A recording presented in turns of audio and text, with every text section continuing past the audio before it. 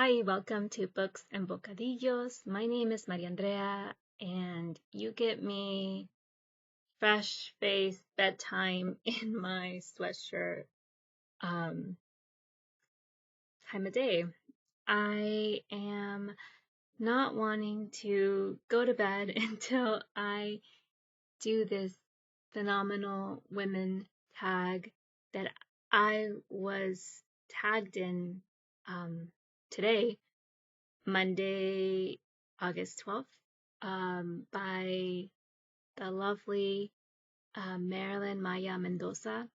She is celebrating a birthday this month of August, and she's also celebrating 4 years on Booktube. And she is celebrating phenomenal women this month.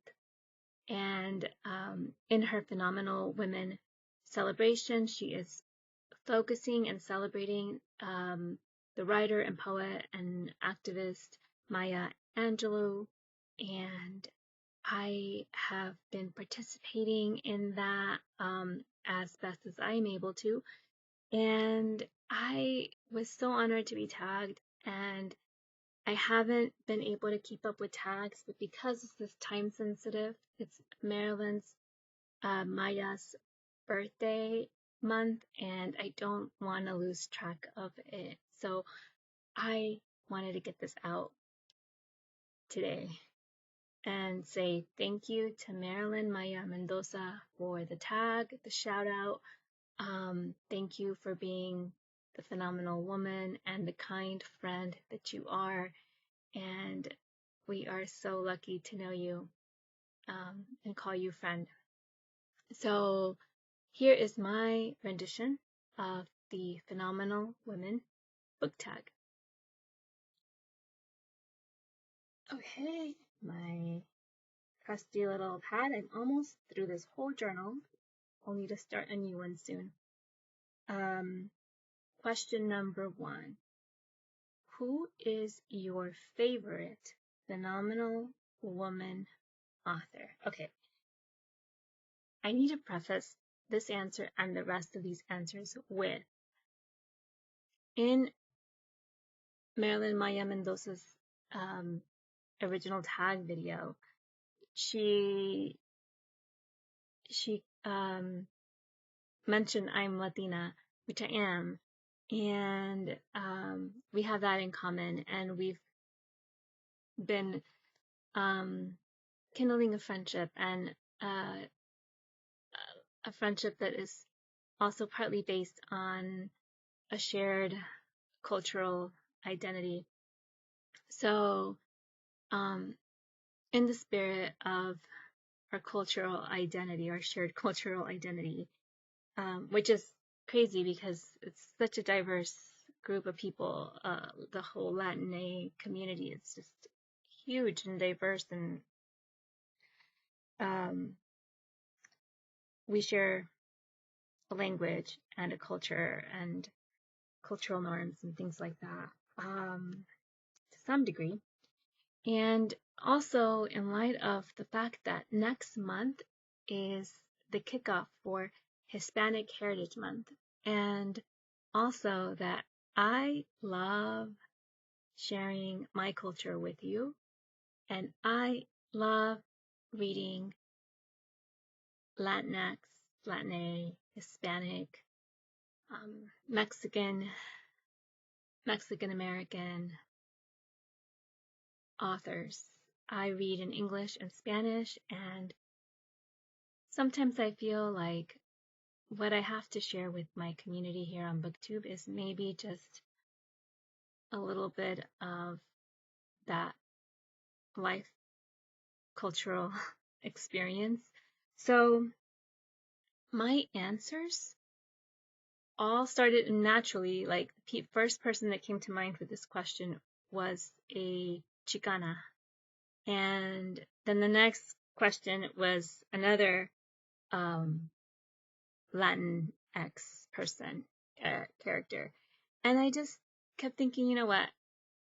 It's going to be a celebration of Hispanic heritage soon, and I'm just going to lean heavily into sharing my favorite phenomenal Latinx women. So my answer to who is your favorite phenomenal woman author? A woman that I just encountered this year. I am so in love with her work. I think she is an amazing writer. She's a phenomenal woman. And this is Gali Fajardo Anstine. I was saying Anstine, and I saw an interview with her, and she actually says Anstine. So sorry, Gali. So Gali is a creative writing professor. I believe she's in Texas. I want to say Texas State. And she is from Colorado, particularly northern Colorado, the Denver, Colorado area. I went to school in Colorado, so I love when the setting is Colorado because it's like my second home and it's like being home again. So anyway, Gali Fajardo Anstine is a phenomenal woman. She is a young woman. She celebrates her cultural heritage through her writing, and I think that it's beautiful. She is an amazing writer. She's so gifted, talented. I love her writing. And her debut was the collection of short stories titled Sabrina and Corina. And a lot of the stories that she tells are a tribute to her heritage. And in the interview that I watched just recently, it was through the San Antonio News Channel.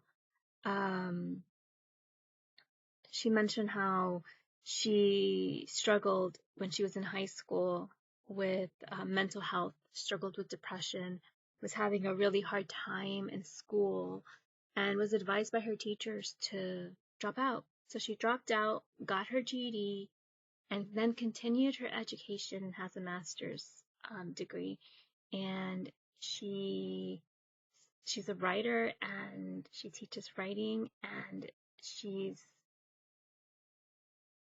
overcome so much, and she is a phenomenal woman. And her story, her history, her shared history, family history is pretty phenomenal as well.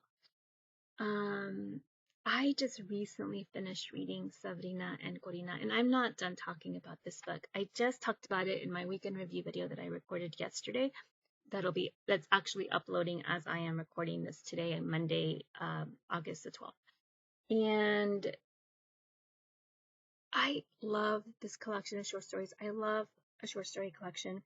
In this collection of short stories, Gali takes us through different complicated family situations and leaves us with this haunting sense of just loss, and I think loss and grief. And I think that those are emotions that are so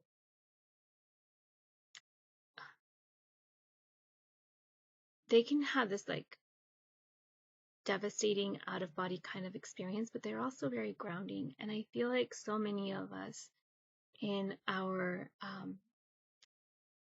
Chicano, Mexicano, Hispanic, even Latin diaspora, we have this innate sense of grief and loss, and Gali does a beautiful job at tapping into that grief and loss through these stories that just leave you with this sense of like gut punch. And some of these characters are haunting. Like their stories are haunting. They're haunting me still, even long after reading them. Her next book that I'm prepping to read is Woman of Light, and this I believe is more tightly like autofiction. It's like inspired by her family history. So I'm super curious to read this, and I'm hoping to read this for Hispanic Heritage Month. And I'm kind of gonna step out there and say, if anybody is interested in celebrating Hispanic Heritage Month with me and you want to do a group read of this, let me know. That might be fun. But I am so excited for this book. I love her so much. I thought maybe, well, I'm going to do a more like thorough video response and emotional response to Sabrina and Corina. I'm still processing it all. So I'm probably going to, in a future video, stay tuned. I'll read an excerpt from Sabrina and Corina. I don't want to make this tag too long. Next, question number 2.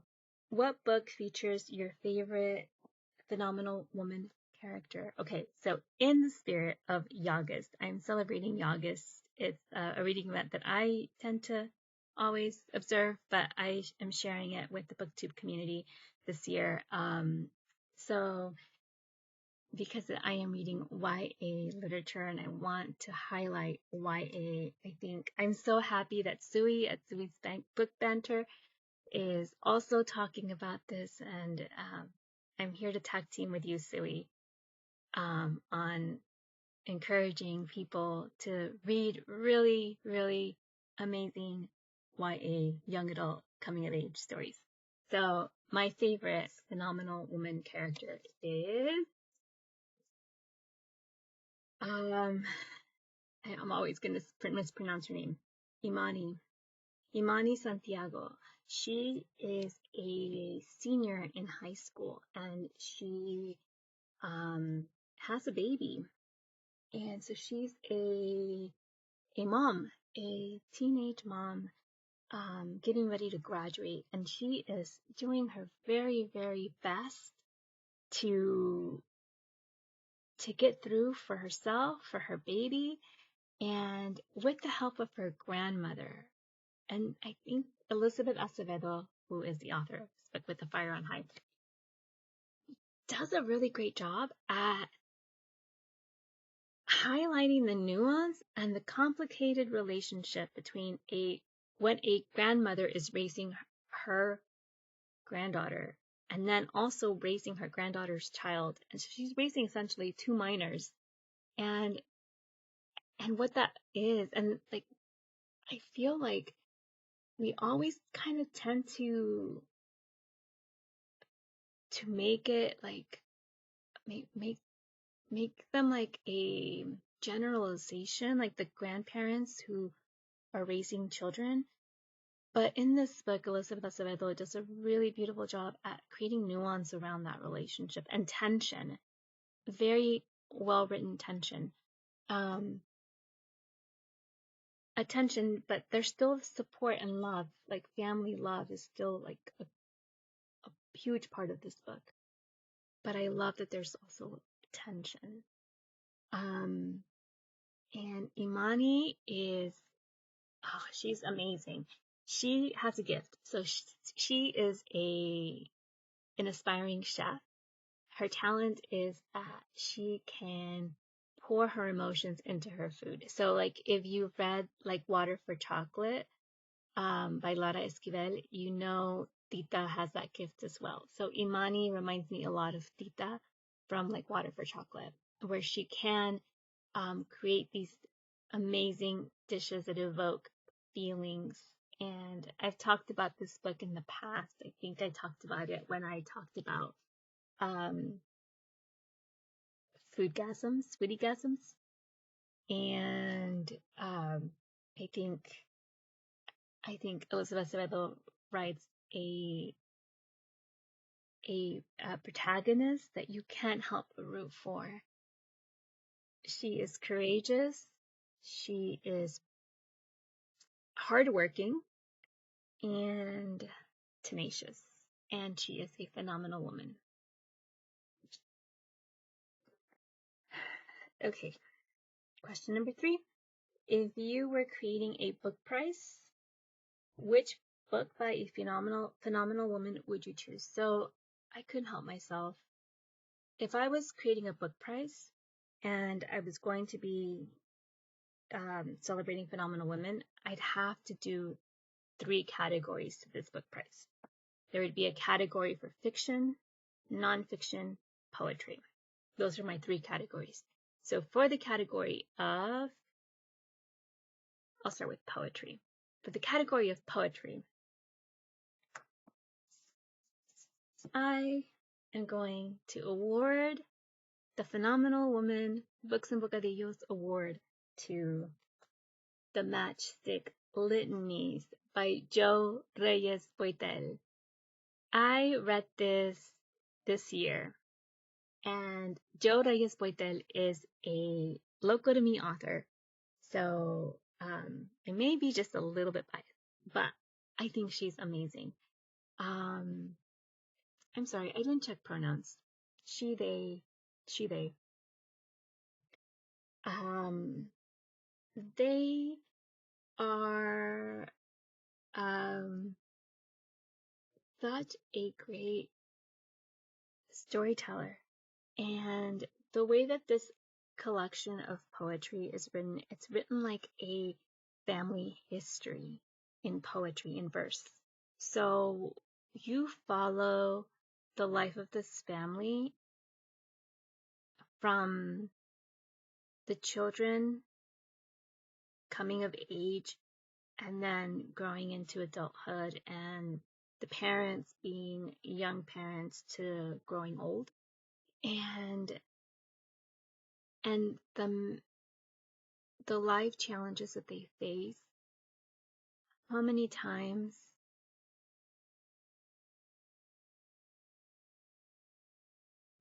they put out fires, both physical and metaphorical fires. And these fires are full of reckoning. And I absolutely love it. I've talked about Jo Reyes-Boitel. I've said how much I love this collection and recommended it here on my channel in the past. A little bit about this phenomenal woman. About the author, it says, Jo Reyes-Boitel is a poet and playwright, queer, mixed, Latinx, amateur hand percussionist, and parent, nearly completing their MFA in creative writing at the University of Texas, Rio Grande Valley. They serve as a presidential fellow and teach undergraduate creative writing. Jo is a fellow of Macondo and Voices of Our Nation's Bona. Their hybrid opera, She Wears Spells, was chosen as the 2022 Guerrilla Opera Virtual Festival finalists. Previous publications include Michael plus Josephine, a novel in verse, published by Flower Song Press 2019, and the chapbook Mouth, Neon Hemlock 2021.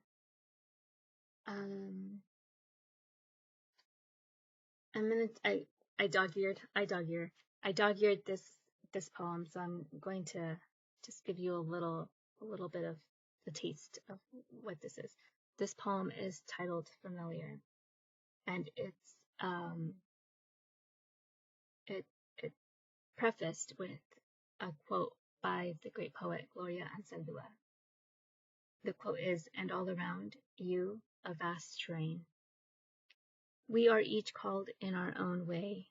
My child, mind like a countryside, was born on a misty summer evening, sun long gone by the time she was truly in my arms. Small thumps along the window pane, flickers in the humid night. Lightning bugs mark a welcome path for her, glimmer to illuminate her eyes, even in the darkest times my child's protected. We have been out, it's mid-August, and there is no getting away from this heat. The air is damp against our skin, but our throats are dry. We need water. When the cool inside air rushes us, we are breathless. The air conditioner shakes this old house, visits each room with its concentric calls, moves through our bodies too, echoes in the water, resting in our glasses. There are moments when we forget we are part of each other, when we forget we are part of the larger world too. We forget even the trees talk to each other, protect each other without a word. As a child, I would sit on just rained walkway, knees up, arms hugging my shins. Sometimes I waited full minutes for a trail of ants to link back and forth, sharing gossip, or watch a baby frog jump across. Perhaps I thought of myself as their caretaker. Perhaps just a witness who could say, yes, they did pass here, on a cool afternoon, just after a light rain. I remember telling her our bodies are riddled with stars, that the viscous within her is a concoction, cool and dark, of life's insistence, and so she doesn't need to struggle for so much because the journey here has been made for her. All she has to do is breathe in, and the galaxies circle again. Small winged creatures find me. They sit on my morning papers, walk across the dusty windshield for attention. Nameless beauties come to rest on my shoulder or palm. Same with this child I had the joy to have raised. How each has their movement on this land that becomes the curve and sway of their singular language. How I have allowed their voices to move me. How each vibration has changed me. Porch light out, the sun gone now, an hour or more, cicadas congregate beneath streetlights. Curious how in hearing them I realize how much I have missed their metallic howls.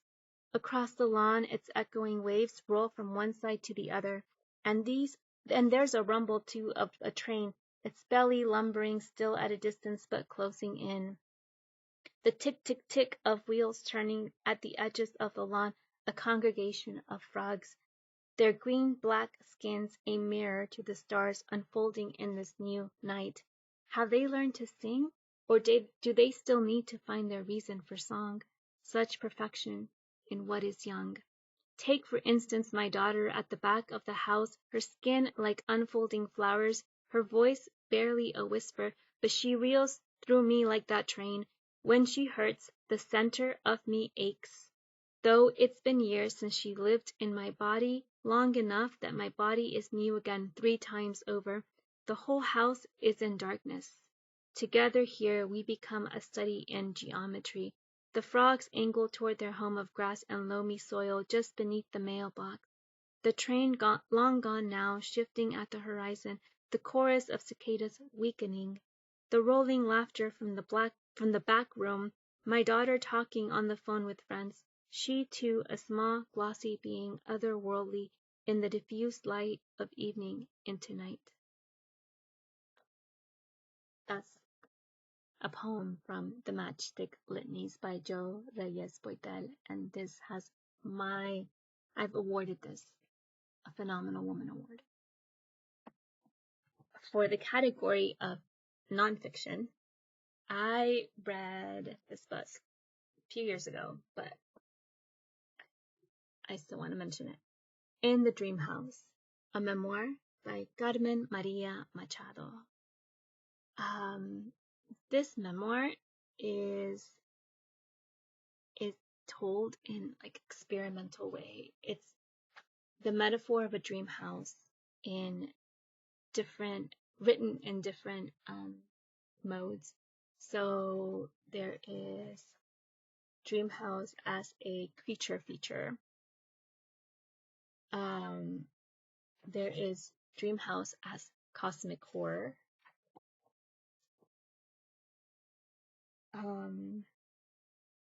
There's so many. Dream house as lesbian pulp novel. Dream house as noir. So you get the idea. There are just so many different ways. There's the dream house as like it's written like in a choose your own adventure kind of way.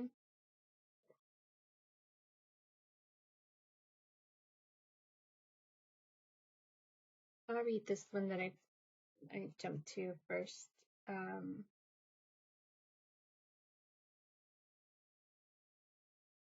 Dream house as cosmic horror. Evil is a powerful word. You use it once and it tastes bad, metallic, false. But what other word can you use for a person who makes you feel so powerless? Lots of people in the world have made you feel powerless. Run-of-the-mill bullies, both of your parents and most adults. When you were a child, unflinching bureaucrats at the DMV, the post office, a doctor who didn't believe you were sick approximately 2 minutes before you projectile vomited against the wall, a cadre of nurses who pried your arms away from your body to take your blood when they thought you had cancer, You didn't have cancer. But they never did figure out why you spent so much of your childhood cramping with agony. But did any of them seem to enjoy it? Did any of them make you feel complicit in your own suffering? You've outgrown parents and bullies. You've railed against the everyday tyrants to friends. You've chastised the doctor while dropping a long line of sour saliva down to the floor. You fought those nurses as hard as if they were trying to murder you. Sick seems more appropriate, but it too tastes bad. It feels too close to disordered, which is a word your oldest and dearest friend, who had become very religious after childhood, used when you came out to her. It was over email, but you flinched anyway, and before the end of the next paragraph, which explained that she was sort of relieved you hadn't said you had a crush on her, you were already crying. That is horrific. So Carmen Maria Machado tells the story of abuse, emotional, psychological abuse in a relationship with her partner. And this all unravels a long history of emotional abuse, distress. It is a very powerful memoir, and Carmen Maria Machado writes so creatively and so beautifully. She's also the author of Her Body and Other Parties, a collection of short stories. And I mean, this book has been talked about so much. I feel like I don't have much more to add to the conversation other than it has all my love. And I think that this is a really great nonfiction pick for Hispanic Heritage Month. My In Real Life Book Club with friends read this a few years ago, maybe like 2 or 3 years ago. And it's still a book we talk about when we get together. And it's still a book that we all loved this book. It was a 5-star book for all of us. So, highly recommend In the Dream House. And I award this the Phenomenal Woman Award. And lastly, my fiction. If you've been watching my channel for the last year, you might be able to guess who the winner is for this one. It is, it's a joint award. It is Martita te recuerdo, author Sandra Cisneros. The translator is Liliana Valenzuela. This is a book that's bilingual. It's told in 2 languages. So this is Martita, I Remember You, and this is the original English written by Sandra Cisneros. And then this is the Spanish, Martita te recuerdo, translated by Liliana Valenzuela. And I award both of these books. This whole entire book deserves an award.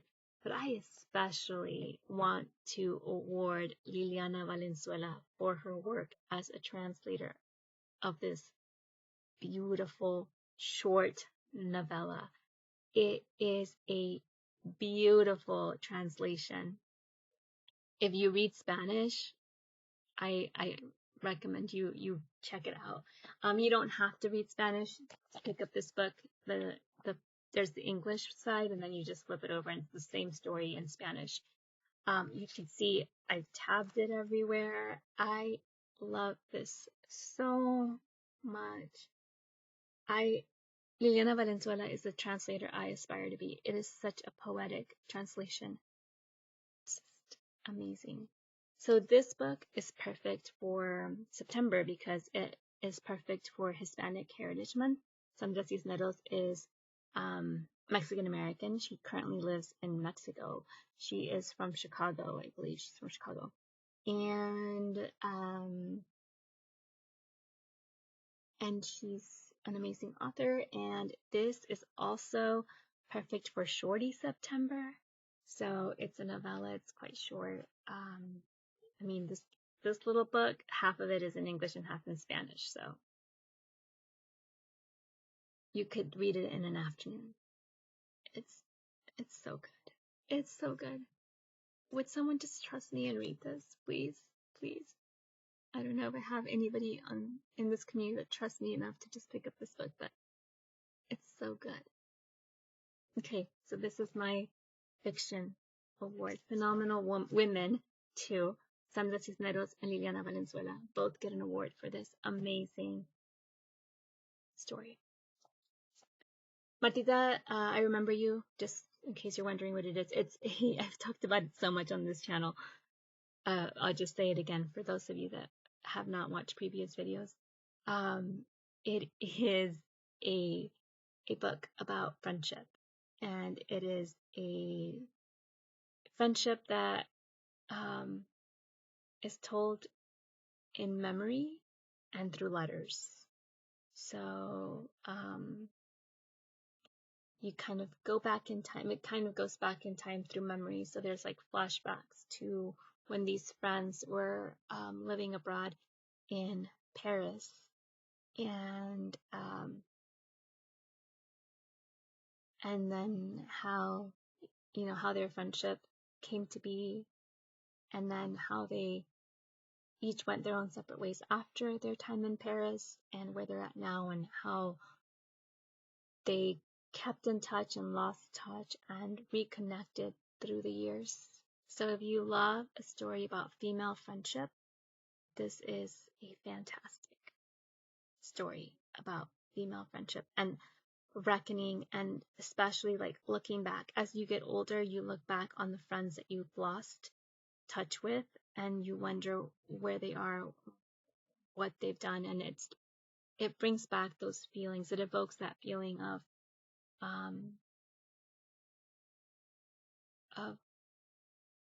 loss and love both at the same time. It's a beautiful book with a lot of emotional depth. And then finally, tag some phenomenal women. So there were a lot of phenomenal women that I would have tagged that Marilyn Maya tagged. So if I don't tag you, but you know that I have high regard for you and I consider you a friend, and I watch your videos and I comment in your channel, I know that I am talking to you right now. You know who you are. Like, I watch your videos. I am a commenter on your channel, and I consider you a friend, and you are all phenomenal. I didn't want to retag the same people, so I am tagging people that I don't think were tagged, but I still want to tag. Farah at Bookstalgic, MJ at Reading This Life, Melinda at A Web of Stories, Katie at Reading with KT. She is someone that I used to watch quite a bit a while back, and then she took a break and recently came back, so I just wanted to say hi, Katie. Ellen at Ellen Made Book Club, Kat at Curious Cat, Mimi at It's Mimi Duong, Ellie at Ellie's Cozy Chronicles, Sui at Sui's Book Banter, Crystal at Fiber Artsy, Gina at The Library Mouse, and Catherine at Raspberry Read. So, tag all you phenomenal women who have poured in so much creativity and inspiration into my life, here, into my reading life here on Booktube. So thank you all so much. Much love to you. And happy birthday, Marilyn Maya Mendoza.